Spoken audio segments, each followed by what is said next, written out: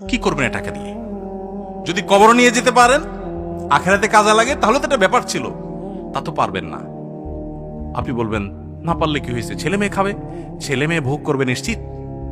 বহু মানুষ সম্পদ রেখে চলে গেছে, তার ছেলে মেয়েরা ভোগ করতে পারে নাই, হাতে বুতে অন্য মানুষ খেয়ে ফেলছে, আছে না নাই? সবচেয়ে বড় হতভাগা কে জানেন?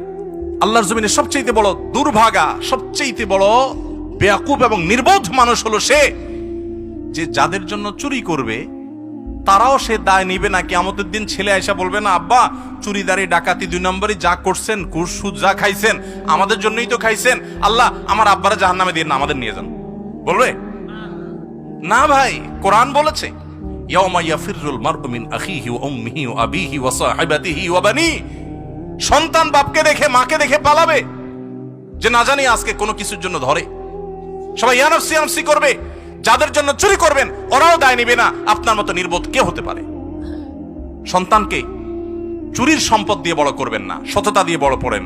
আমাদের সমাজে আজ ঘরে ঘরে সেই মা বাপ আছে যে মা বাপ চায় আমার সন্তান থাকুক আজ দুধে ভাতে, সেই মা বাপ নাই যে মা বাপ বলে আমার সন্তান থাকুক আজ ঈমান আমলে সততার সাথে।